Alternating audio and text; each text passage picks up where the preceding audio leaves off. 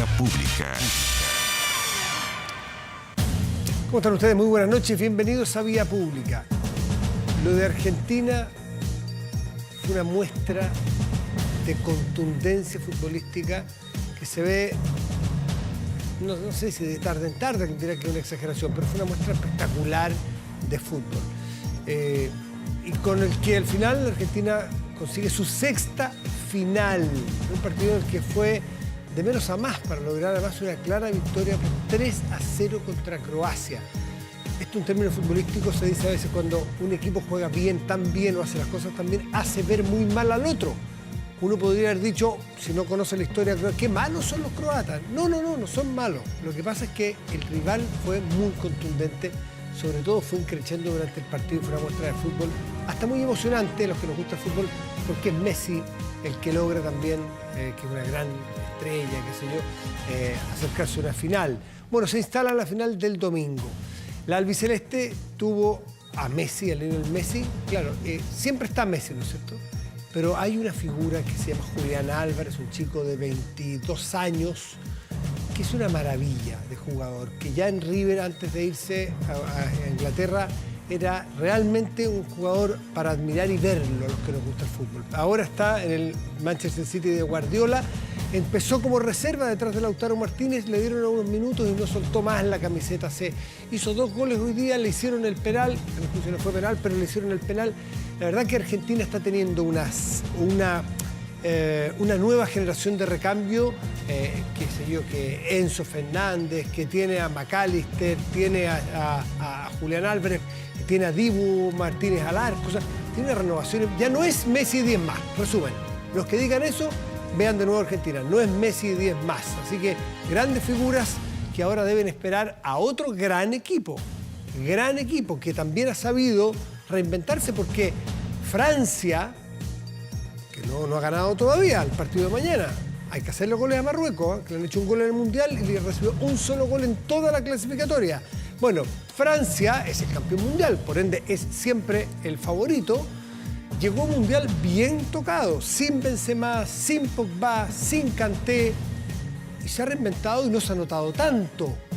Francia mañana enfrenta a Marruecos y el domingo, el ganador del partido de mañana, espera a Messi, Julián y compañía. Argentina entonces sacó pasajes a la gran final que se disputará el mediodía. Ojo porque todos los partidos han sido a la 1 y a las 4, o a las 2 y a las 4 aquí. Este es a las 12, mediodía hora de Chile, el domingo. Y ahí habrá un choque de gran fútbol de todas maneras. Croacia, en tanto, jugará este sábado ante el perdedor del duelo que acabamos de mencionar. El Mundial está, al menos futbolísticamente, dando muchísimo que hablar y no ha sido para nada un fiasco, para nada. Que uno pensaba las temperaturas, los tiempos, al medio de las temporadas europeas, ha sido futbolísticamente un tremendo mundial. Vamos a la mesa de conversación.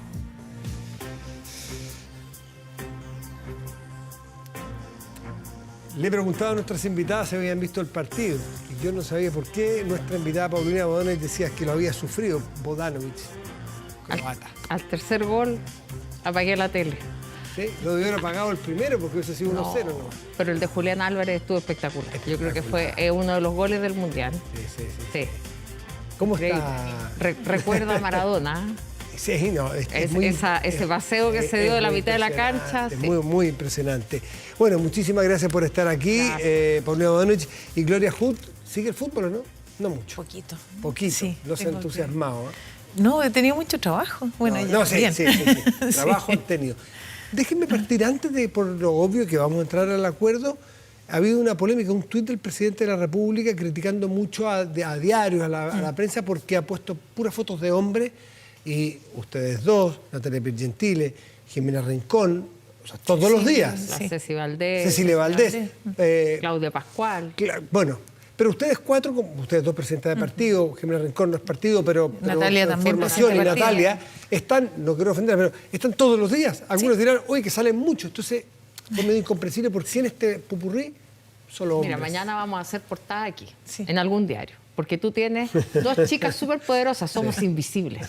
Tenemos un superpoder. ¿Ah? Hay invisibles. ¿Y cuánto? No, ¿sabes qué? A mí me llama la atención porque periódicamente aparecen en los diarios esos titulares de como rankings. quienes ganaron, como el titular de la segunda. Ganó, que perdió. Y yo nunca los he entendido mucho. Yo creo que son titulares medios especulativos y aquí se les escapó que hicieron la especulación con puros hombres. Y eso, claro, refleja una cosa que nosotras vivimos permanentemente y es que hay mucho discurso, pero está poco internalizado el tema de género. Y yo creo que al que hizo eso ni se le cruzó por la cabeza que eso podía tener un problema. Pero fue reiterativo, porque Sí. fue ayer en un diario, hoy día en la segunda, entonces, y también da cuenta de lo que fue la negociación, yendo un poco también a la dinámica, que muchas veces yo tengo un vozarrón, tengo bien mal carácter, y me tenía que imponer muchas veces porque pedía la palabra y era como, Eso, oye, ¿sabes que la dinámica? pidiendo la palabra Eso le pregunta, ¿cómo fue la dinámica en estos 96 días? ¿Te pasa eso? ¿Se Que no te sintieron- dan la palabra. ¿Ah? Pasa que sí, o que tú hablas y sientes que no estás Que hay un murmullo. convocando. Claro, la Natalia fue muy explícita en un momento para decir, me escuchan o me escuchan.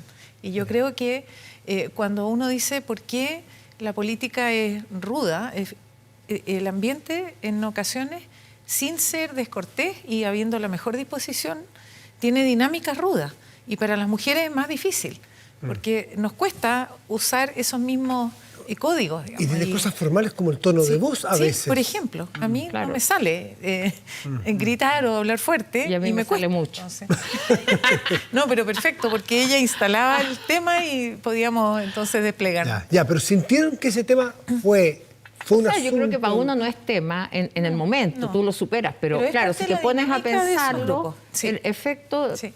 hay un tema como de repente de no escucharte, de empezar a hablar por el lado, o de lo que tú dices no se considera, y esto no es solo en la política, o sea, Lo en dice el un hombre, y lo dice un hombre y se considera. Pero sí, te eso dice, es mira, lo impresionante. que quiso decir la Gloria es esto, o sea, Claro. explica, te Explain. traducen porque tú no fuiste suficientemente hábil para expresarte. Y todo eso son, como se llaman, los micromachismos, Sí. de ponerte un Es poquito más abajo. Pero mira, y al final yo creo que nosotras ya tenemos harta experiencia profesional es en la bueno que política salga. y uno no le Es bueno hace que mella. salga el tema. Sí. Sí, Es bueno que pero salga yo el- creo que también las generaciones nuevas no lo están aguantando y eso No, es bueno. yo lo veo también. En las generaciones nuevas está mucho más pareja las cosas. Sí. Yo creo que aquí hay dinámicas que todavía arrastran algunas cosas culturales difíciles de romper y de cambiar. Y ahí tenemos un desafío nosotros. Déjeme pasar a otro tema. ¿Es un atavismo cultural de la política chilena el que haya que tutelar a las instituciones? Es decir, hagamos un consejo, pero no solo, que no anden solo, pongámosle expertos. No, si solamente van al principio y al final, y si no, comisión mixta, que el 2/3 con el 3/5, pero solitos no. Y yo me acordé de aquel famoso escrito de Jaime Guzmán donde decía que, ¿se acuerdan? Que es una constitución de tal forma que cuando ganan nuestros adversarios, bueno, y la democracia tutelada, ¿hay algo de eso en ese atavismo? ¿Lo ven? A ver, estos son temas duros, más bien peludos. Gloria. Yo por lo menos no lo veo así por la circunstancia en que se ha definido todo este proceso. Porque venimos saliendo de una experiencia mala, una experiencia que quedó muy marcada Sí. en el recuerdo de las personas y para el país fue una mala... El resultado lo indica, el 62% Claro, un lo proceso indica, sí. que no nos dio nada más que la experiencia. Y tenemos que aprender de eso. Esto no es tutelaje, es tomar las preocupaciones de las personas, que cuando tú miras los estudios de opinión, eran básicamente, yo por lo menos recojo 4 importantes. Uno, que hubiera conocimiento técnico, que hubiera capacidades de escribir una constitución. Segundo, que el plazo fuera acotado. Tercero, que fueran menos personas. Y cuarto, que tuviera participación ciudadana. Todo eso se recoge aquí. Y los órganos que ponen el conocimiento técnico no tienen un afán de tutelaje, primero porque son elegidos legítimamente por el Congreso, que tiene Eso la no cabe, facultad para eso no hacerlo. cabe duda. De eso no hay Pero duda, es para legitimidad. balancear. Es que ¿por qué ponerle un tutor como un árbol? Para que no se enchueque, por si acaso Es pongámosle- para asegurar la capacidad, la presencia incidente de especialistas. Que eso se echó de menos en la ¿Cómo lo versión explica anterior. Paulina? Yo creo ahora? que la democracia tiene esto de buscar equilibrios de una cosa es este excesivo tutelaje que tuvo y tiene la Constitución del 80, porque recordemos que ahora, después de más de 40 años, se rebajan los quórums supramayoritarios.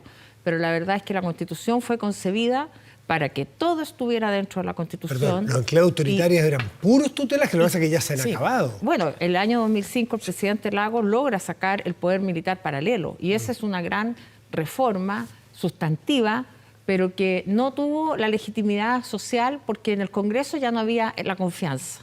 Por lo tanto, siempre esa reforma pasó un poco también invisibilizada. Se llegó a hablar en algún minuto de la Constitución de Lagos, pero nunca fue finalmente la Constitución del presidente Lagos, pero no por culpa de él, sino porque carecía de esa afección por parte de la ciudadanía. Y creo que la democracia requiere equilibrio, requiere contrapesos, esto está escrito sobreabundantemente, y lo que nosotros hicimos fue precisamente buscar esos contrapesos. La comisión experta, que también yo pedí que se llamara experta, ¿te acuerdas? Porque se llamaba comisión de expertos. Entonces yo le dije, nadie va a decir de expertos y expertas, entonces pongámosle comisión experta. Una sutileza, pero la comisión es femenina y el otro órgano se llama Consejo Constitucional. Entonces, y ambos son paritarios también, que fue un tema que discutimos. No fue tampoco tan duro, pero también hubo que hacer... Contrapesos distintos al tutelaje, ahí hay una explicación. Por eso lo digo, que aquí hay contrapesos. Tú buscas, ¿qué buscas? Que el Consejo, esta comisión experta, haga una propuesta que va a servir de base a la discusión.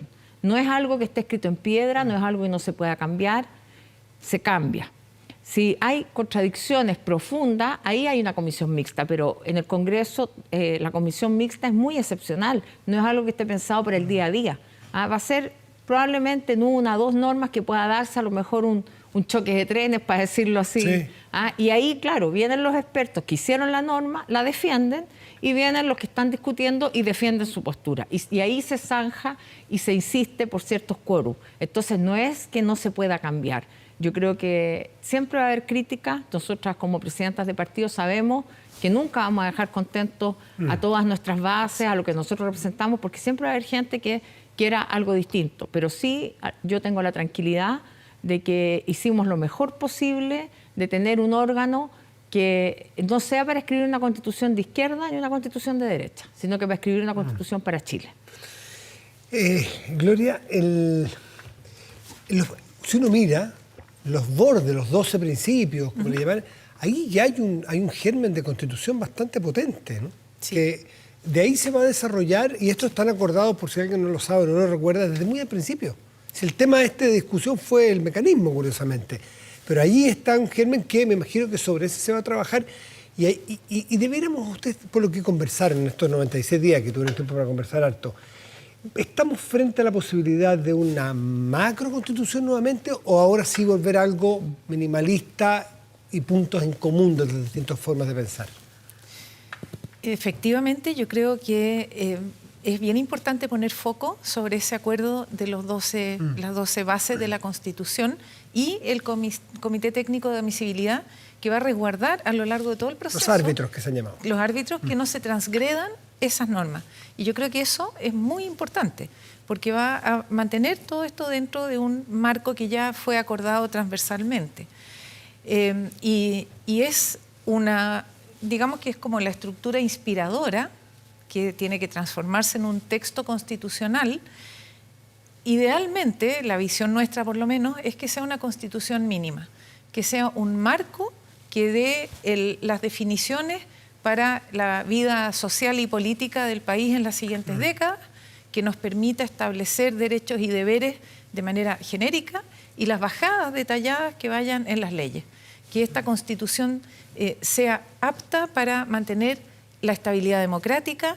También en este tránsito es tremendamente importante, y es un tema en que Evópoli ha sido muy, muy insistente, abordar la modernización del Estado y la modernización del sistema político. Paulina, ¿cómo están puestas las garantías, o cómo defendernos de que en la comisión experta, no, ¿cómo era la? Comisión experta. Comisión experta no se transforme, como son cuotas de los partidos, en la representación de los partidos aquí? Porque este es el grupo, completo 100% elegidos por la ciudadanía, y esto de los partidos, y que no se parapeten ahí los distintos partidos para hacer este choque de trenes y ahí se produzcan las dificultades. ¿Qué mecanismos piensan ustedes que puedan engrasar, aceitar este sistema para que se dialogue y no haya guerrilla ahí dentro, ideológica? Yo hoy día estuve en Valparaíso con los y las parlamentarias nuestras conversando este tema. Y tenemos personas de distintos mundos, no solamente del mundo político interno nuestro, sino que también que son profesores, académicos, decanos de universidades. Tenemos personas muy valiosas a las que podemos recurrir. Por lo tanto, como son ellos, el Congreso, los que van a determinar los nombres, yo les dejé ese tema que se discuta en el seno de las bancadas y que nos propongan nombres a la mesa del partido para poder sondearlos y hablar con ellos. Pero el perfil de búsqueda, ustedes no son presidentes de partida. El perfil, yo en eso le señalé, y termino, que nos gustaría como mesa que fueran personas, no vamos a poder elegir tampoco tantos cada partido, o sea, estamos hablando de 2, 3 personas, pero que no sean todos de Santiago, que tengamos paridad, porque además es una exigencia del órgano, afortunadamente, según lo que se ha visto, y por lo tanto que también apuntemos a la diversidad, no que pensemos siempre en los mismos nombres que hemos tenido por años, porque también yo creo que hay un tema de recambio de generaciones que es importante. Una de las ex constituyentes decía, disculpe Gloria, en el diario en la tarde lo leí, dice, adivinen de qué universidades y de qué colegios van a venir los expertos y qué sé yo. ¿Tienen claro que eso puede ser contraproducente? Yo creo que el criterio para elegir a las personas va a ser ahora más cuidadoso que nunca. Yo no me imagino que ningún partido vaya a sugerir nombres que no den garantía de seriedad. Y uno puede ser especialista en sus temas y tener una postura política, pero ser capaz de aportar su conocimiento manteniendo los equilibrios. Yo creo que eso es un requisito. Es que uno incluso puede haber sido activista en su tema. Vamos a tener tal vez algún especialista, por ejemplo, en temas ambientales. Y sin embargo, puede haber demostrado ecuanimidad en el tratamiento de los temas. Yo creo que esa es una condición realmente indispensable en la selección de este grupo, y al igual que la Paulina, nosotros dejamos en manos de los parlamentarios, porque a ellos les corresponde hacer esa selección. Nos vamos a preocupar más de la otra elección de los 50, que es la elección propiamente en la Por calle. último, si es que puede ocurrir, porque los plebiscitos tienen la opción de que se rechace o se apruebe, ya lo vimos. Sí. Si se rechazase, no parece ser así porque la clase política está empeñada. Al récord Guinness. Bueno, aparte el récord Guinness, ¿no? En la realidad, ¿qué pasa? Invisible. Es que, claro, ahí ¿qué pasa? ¿Está planteada la salida en ese escenario? No, lo que pasa es que queda vigente la Constitución que esté en ese momento. Ya, pero ¿y se va a un tercer proceso? Es que hay que ponerse los escenarios, no es que uno esté a favor o en contra de un proceso, solo escenarios. No llamemos de gracia. Mira, estamos en época de mundial, mufa. Así pero ¿sabes qué? Con el diseño, yo creo que hay instancias donde se va a ver si vamos bien encaminados o estamos desrielándonos. Y eso no se va a ver al final. Perdona, Gloria, pero hay algo bien importante que no está escrito en el acuerdo, porque la verdad es que el acuerdo fue bastante rápida la redacción. Sí. Ahí nosotros nos encerramos, después empezaron a llegar más gente, hubo que echarlos 3 veces porque nos empezábamos a llenar de gente. Bueno, sí. Estuvimos ahí a 4 computadores trabajando, pero muy sobre la marcha. Entonces hay cosas que no quedaron en el escrito, pero que están en el acuerdo, en la conversación, y que van a quedar en el proyecto de ley. Y una de esas cosas muy importantes es la participación ciudadana, que la orientamos a través de las universidades, pensando en las universidades nacionales y regionales, que sean ellas articuladoras de diálogos, de conversaciones, de insumos para los constituyentes, de manera tal que no lleguemos al final del proceso y digamos, a la gente no le gustó. Ya, pero no es responsable, yo creo que no es responsable ponerlo, disculpen, pero a un escenario por baja probabilidad que ojalá tenga, que un escenario posible. Porque entonces ahí le van a decir, o sea, usted me va a querer decir que no se pusieron, no nos pusimos. No, pues es que uno se tiene que poner en los escenarios. Que corresponde en ese caso jurídicamente es que sigue vigente la Constitución hasta que no la logremos cambiar. ¿Con un tercer intento? Bueno, y habría que habilitar una nueva vía constitucional, o el presidente enviar un proyecto, como es lo usual, que hay una comisión. Porque mira, se hace mucho tema ahora de la comisión de expertos.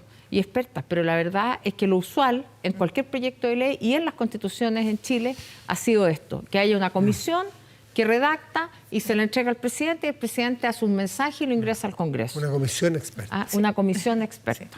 Así que les vaya muy bien a las dos. Un gusto tenerlas aquí. Gloria y Paulina, que no es primera vez, con cierta frecuencia vienen, así que aquí de invisibilización, nada. Muchas gracias, Matías, y agradecerle a Gloria y no solo a las mujeres que estuvimos en la mesa, sino que a todos los que intervinimos en este proceso, porque yo creo que el proceso de diálogo que se dio en estos 99 días fue fructífero, creó relaciones humanas importantes. Fue de una amistad cívica, como yo no veía hace, voy a decir claramente, décadas. Se recuperó, un muy buen aprendizaje, la forma un ejercicio de trato lo encontré de verdad muy esperanzador, y ojalá eso se traduzca en que todo el proceso ocurra con el mismo tono.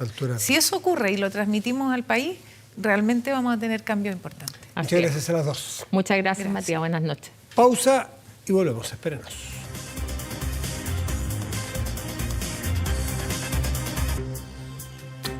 Aumenta la delincuencia, no grave robos, evítelos con Tepillé, la empresa líder en seguridad preventiva con monitoreo de cámaras de seguridad y audio disuasivo en tiempo real. Tepillé protege 24/7 su empresa y también su hogar. No sea usted la próxima víctima y contrátelos en tepillé.cl. ¿Tu empresa da positivo? ¿O el lugar donde trabajas? Es una pregunta que uno hace para determinadas personas en particular, no sé, el típico caso de un deportista, esto dio positivo. Pero los lugares donde uno trabaja, donde uno se desenvuelve, ¿dan positivo? Hay estudios, o más bien vamos a presentar ahora un estudio que se ha hecho en la empresa. Tiene que ver con lo que hace justamente Global Partners, y está su gerente general aquí, Patricio Labatut, que trae el estudio que anualmente se realiza. Lo hemos tenido años atrás aquí, me lo acaba de recordar. En la pandemia no se hizo, así que bienvenido de vuelta, Patricio. Buenas noches. Hola, Matías. Buenas noches. Gracias por la invitación. Bueno, partamos por las cifras que da este estudio. ¿Ustedes miden solo empresas o en general organizaciones? Mira, tenemos organizaciones, pero yo te diría que el 98% son empresas, empresas privadas de distintos tipos de industrias, construcción, transporte, energía, ¿no es cierto?, servicios. Y de ir de general a particular, ¿qué está pasando en el consumo de drogas en las empresas que ustedes miden y cuántas empresas miden? Mira, la medición anual incorpora más de 500 empresas. Wow. ¿Ah? Estamos hablando de más de 27.000 testeos, cerca de 17.000, 18.000 anuales, 27.000 testeos bianuales, una cantidad sumamente representativa de la realidad nacional. ¿Y ahora, qué es lo que aparece? Los resultados, bueno, mira, no son muy alentadores, pero si uno empieza a mirar lo que ha pasado estos últimos años, la verdad es que el testeo ha seguido creciendo en términos de positivos. Hoy día tenemos una cifra de un 21,7% de positivos a alguna droga en el trabajo, ¿no es cierto?, de trabajadores que han consumido de forma inmediata en el trabajo. Disculpa, que es re importante. Ustedes llegan a una empresa, hacen las mediciones, y es que en ese momento están trabajando bajo los efectos de alguna droga o el alcohol, o la trazabilidad que en el último mes consumieron algo. Mira, los testeos habitualmente depende del tipo de testeo que tú realices, ¿no es cierto? En definitiva, la matriz, ¿no es cierto? Si es orina, si es pelo, si es saliva, ¿no es cierto? Va a haber permanencias distintas. ¿Ah? Pero para hacerlo bastante claro... Pero cuando hablas del 21,7% son ¿en el momento orina, o atrás? No. Son testeos que se hacen en el momento, ¿no es cierto? Y pueden pesquisar permanencia de la droga o el alcohol, ¿no es cierto?, entre 18 o 24 horas. Ahora, hablar de influencia es bastante difícil, ¿no? Porque uno dice influencia depende de un montón de factores. Si yo te digo a ti, tú estás bajo la influencia del alcohol, ¿no es cierto?, porque marca sobre 0,3 gramos por litro de sangre, que es lo que dice la ley de tránsito. Sí. Pero no necesariamente estás bajo la influencia, y eso depende de una serie de exámenes que habría que hacerte para saber efectivamente si estás bajo la influencia, pero hay convención sobre eso. Sobre 0,3 gramos por litro de alcohol en sangre, ¿no es cierto?, estamos hablando de influencia. Lo mismo pasa en el trabajo. Aquí, cuando una persona está sobre una cantidad de alcohol en la sangre o sobre una cantidad de droga en su organismo, ¿no es cierto?, se habla que la persona está en presencia de la droga y no debiera estar trabajando. Particularmente cuando son trabajos de riesgo operativo. Estamos hablando de transporte, ¿no es cierto?, aeronaves, buses de carga. ¿Y ustedes tienen segmentado por áreas críticas? Sí, claro. Mira, la mayoría de las compañías que se preocupan de este tema habitualmente son de riesgo operativo. Ahora, tenemos desde bancos, que son empresas de servicio, que uno podría decir cuál es la problemática. Ahí probablemente hay riesgo económico, hay otro tipo pero de evidentemente menos que manejar un bus interurbano. Pero claramente la mayoría de las compañías que están metidas en este tema y que les interesa tener un programa Drug Free Workplace, que es esta metodología americana que nosotros trajimos hace cerca de 10 años ya, es porque están preocupados de que hayan accidentes a causa del consumo. Es así de sencillo. Y enfoquémonos ahí, en ese grupo de grupos de riesgo operativo. ¿Ahí también viene creciendo el consumo de alcohol y drogas? Sí. A ver, mira, para que tengan una cifra, hoy día 1/3 de los accidentes laborales que se producen en Chile son producidos por consumo de drogas y alcohol. ¿Ya? Y cuando tú hablas de accidentes laborales, habitualmente son en empresas de riesgo operativo. O sea, un choque de un bus, un choque de un camión, ¿no es cierto? Eventualmente, ¿no es cierto?, tienes problemas en la construcción, una persona que se accidenta en la construcción. Cuando pasan ese tipo de accidentes, no hay una cultura que nosotros digamos que a todas las personas que tienen un accidente laboral en Chile se le hace un testeo. Eso no es así. Pero dado que nosotros llevamos trabajando tanto tiempo, ¿no es cierto?, y hay tantas empresas que hoy día ya están involucradas, ¿no es cierto?, en estar preocupadas sobre este tema, hoy día tenemos cifras que son bastante decidoras. Déjame hacer la analogía con un accidente. Si alguien tiene un accidente, a esa persona se le hace un testeo, ¿no es cierto?, y la responsabilidad, si viene con consumo de alcohol o droga, me imagino que es mayor, ¿no? Será un agravante. La probabilidad del accidente se incrementa en el consumo. Claro, ¿no? claro, pero si hay un agravante cuando una persona tiene un accidente y venía con alcohol en la sangre, por ejemplo, o droga. Sí. En el caso de los accidentes laborales, una persona tiene un accidente, lo llevan a una mutual, ¿le hacen exámenes a todas las personas con accidentes? ¿Le hacen los testeos? No ¿Y qué pasa en el evento de que efectivamente estaba con alcohol en la sangre? Mira, es súper buena la pregunta, porque la verdad es que no necesariamente se le hace a todo el mundo que tiene un accidente o incidente laboral, ¿no es cierto?, un examen de drogas o alcohol en una mutual. Habitualmente depende, como te digo, de empresas que se han preocupado de este tema, que tienen una política de alcohol y droga estipulada, que está dentro del reglamento interno de la compañía y que además también, ¿no es cierto?, ha instruido que esto se haga en las mutuales. ¿Ah? O lo haga una empresa privada como la nuestra, en definitiva. Ahora, si tú me preguntas, y vamos más allá todavía, ¿se hacen exámenes de alcohol y droga a todos los accidentes de tránsito, incluso aquellos que tienen víctimas fatales? Yo digo que no. No Uno suponía que era por defecto. No. O sea, esta es una discusión que hemos tenido con Fundación Emilia muchas veces. No se hacen exámenes de droga a todos los accidentes que incluso involucran víctimas fatales en tránsito. Entonces, ¿qué le vamos a pedir a las empresas? Volvamos a la empresa y ¿es legal que una empresa X, una empresa de transporte, una empresa logística, una empresa lo que fuera, una bodega, encargue y puede obligar a sus empleados a que se hagan un testeo de alcohol y drogas? ¿O puede algún empleado decir, no, yo no quiero? Mira, te voy a responder esto de otra forma. En Chile no existe ninguna ley. Existen proyectos de ley. Hace poco la Cámara de Diputados, cerca de 15 diputados, armaron un proyecto de ley en base a todos estos antecedentes que hemos estado conversando. Y han habido otros proyectos que no han fructificado. Pero básicamente hoy día no existe la palabra alcohol y droga en el Código del Trabajo. Pero existe, ¿no es cierto?, el 184, que exige que las compañías se preocupen de la seguridad y la salud de los trabajadores. Y en ese sentido, ¿no es cierto?, es que las compañías están obligadas a procurar, ¿no es cierto?, evitar riesgos laborales a consecuencia del consumo de alcohol y droga. Ahora, si tú me preguntas, ¿el testeo está permitido? Sí, está permitido el testeo. Los dictámenes de la Dirección del Trabajo así lo establecen. ¿Y si se niega un empleado? No se le hace el testeo, así de sencillo.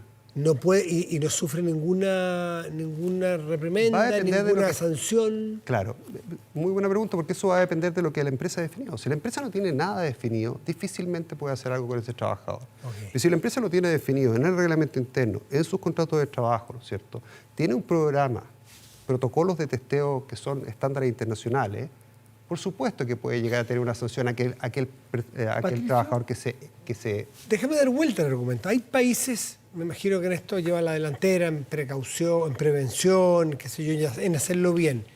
Hay países en eso, por ejemplo, donde se obliga a las empresas que tengan operaciones críticas, es decir, que pongan en riesgo personas, vamos a poner el típico caso del transporte, que lo obliga, no es que pueda, sino que lo obliga a tener una política de testeos permanentes de alcohol y droga en sus funcionarios.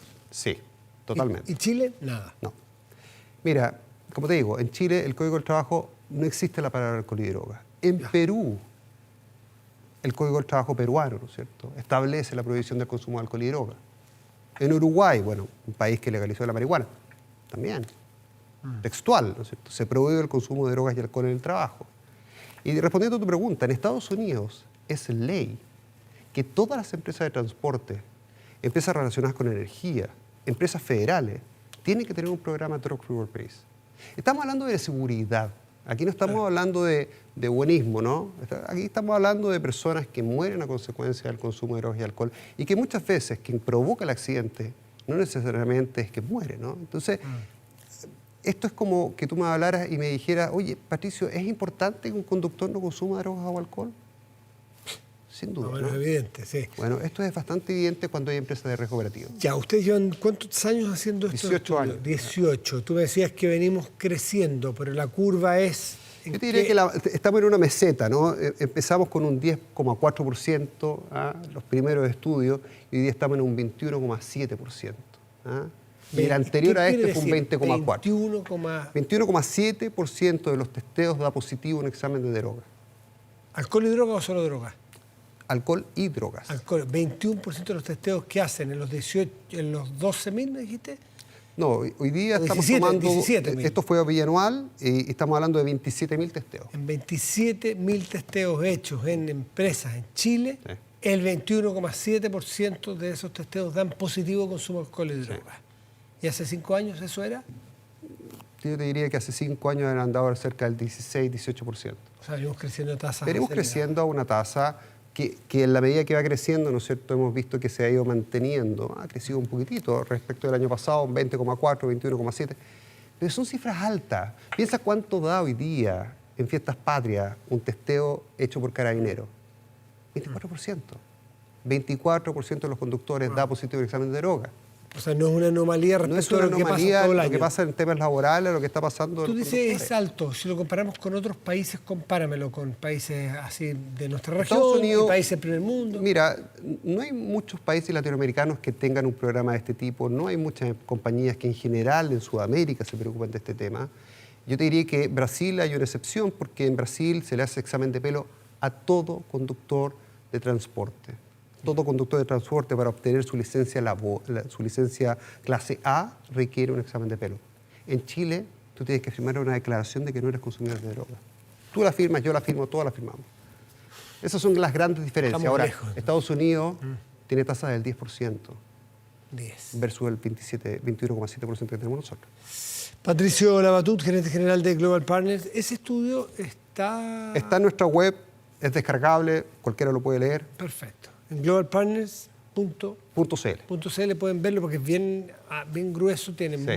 muchos acápites que pueden interesarles. Así que es buena cosa poner un programa como este a disposición de las empresas, de las organizaciones, porque se evitan muchísimos accidentes. Muchísimas gracias, Patricio, por estar Muchas ahí. gracias, Matías, Que por la vaya muy bien. invitación. Pausa y volvemos, espérenos.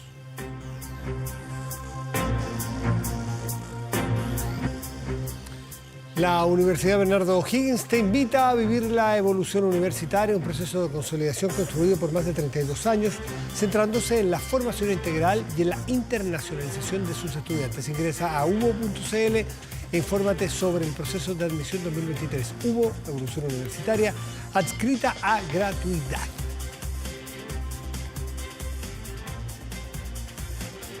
Y vamos a la pantalla grande de nuestro estudio, revisamos. Estamos de vuelta, revisamos el tiempo de inmediato. La temperatura de la región metropolitana en este momento es de, vamos a ver, de inmediato 22 grados con 6 décimas. El cielo está despejado, como puede ver. Para mañana y pasado, veamos qué es lo que va a ocurrir. El pronóstico indica que habrá, ájale, mañana 32 grados y despejado. Y mire, jueves, 2 grados más. 34 grados cielo despejado. ¿Vamos a otras dos regiones del país? Vamos a la región de Tarapacá, en la localidad